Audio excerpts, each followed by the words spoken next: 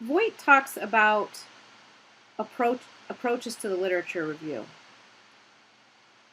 Approaching the literature review in 3 stages.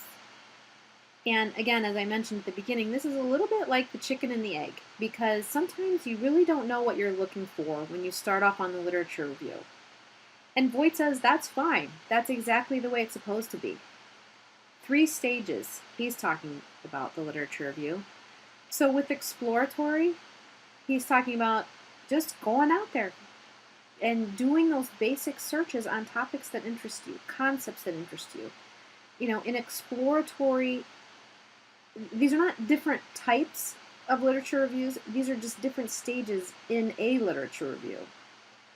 But in exploratory, just getting the lay of the land, getting a broad brush view of what's out there on the topic of your interest.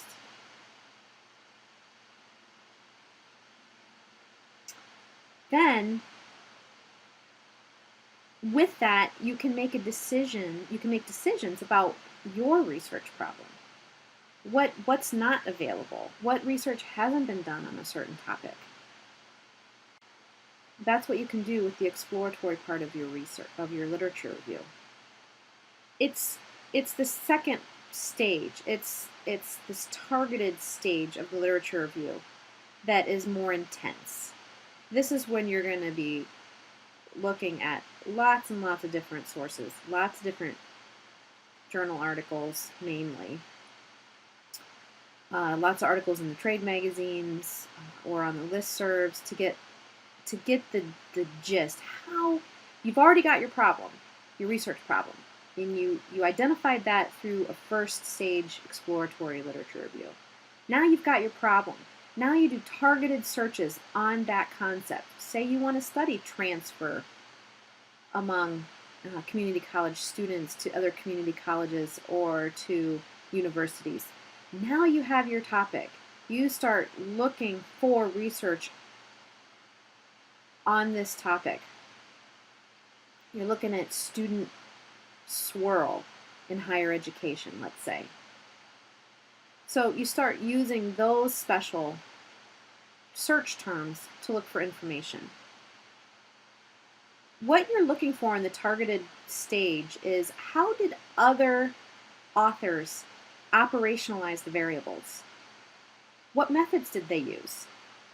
Is there an article of particular interest that used a method and you're not so sure it was an appropriate method?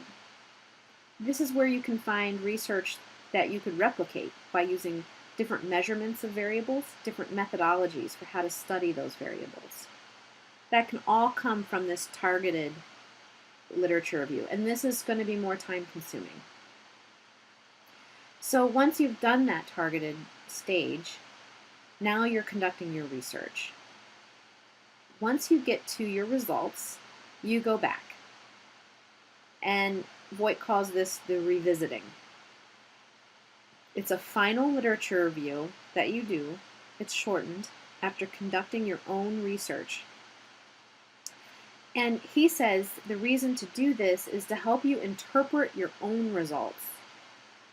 So one final look at maybe specifically at other authors that came closest to the study that you also performed. How do you interpret the results? In this way, he calls the literature review in total a very iterative process.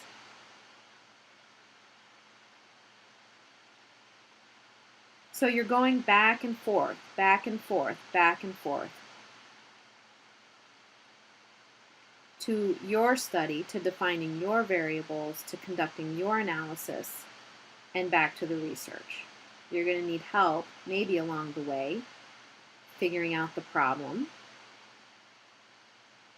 understanding what's come before in terms of variables and methodology, and then a little help in interpreting your own results, all through literature review.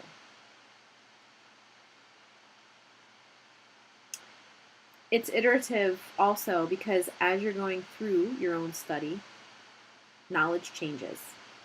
And this could, your own research could take any certain amount of time.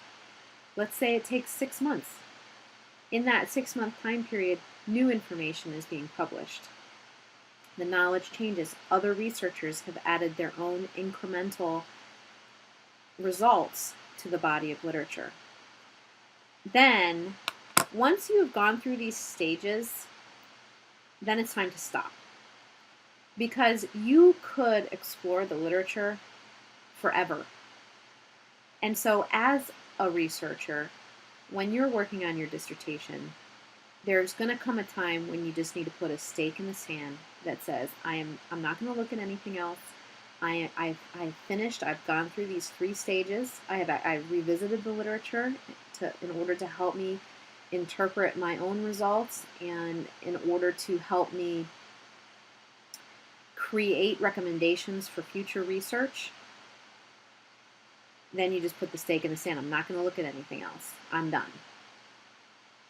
Once you get to that point, it's very relieving because, as I mentioned, you could study the literature forever.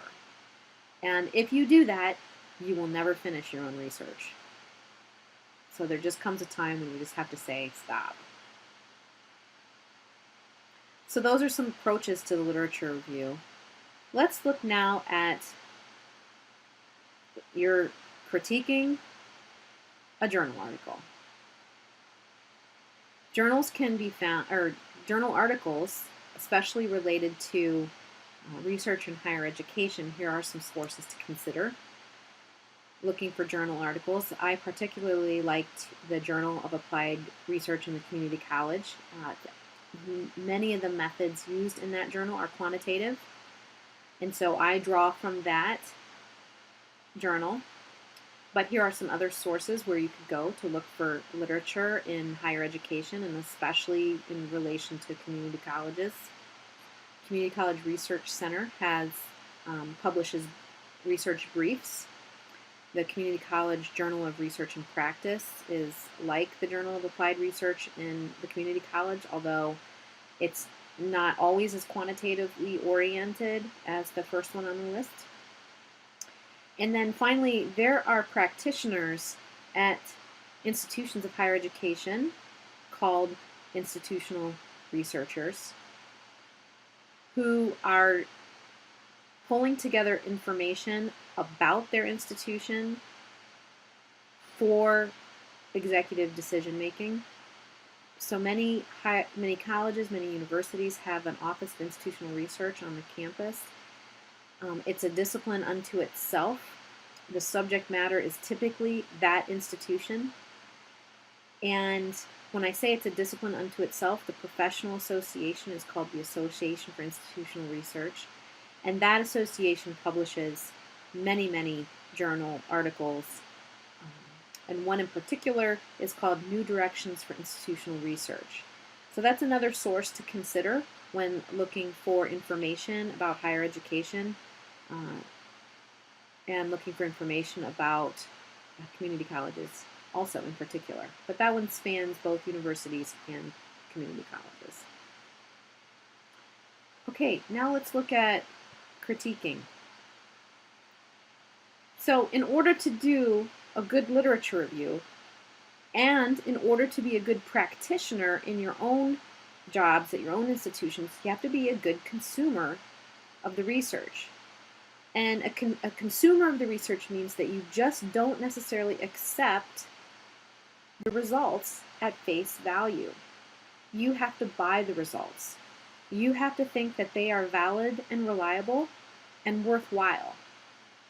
And so one way to do that is, as you are reading research, is to go through and critique it on several questions. You're essentially evaluating research. Not everything that is published is accurate.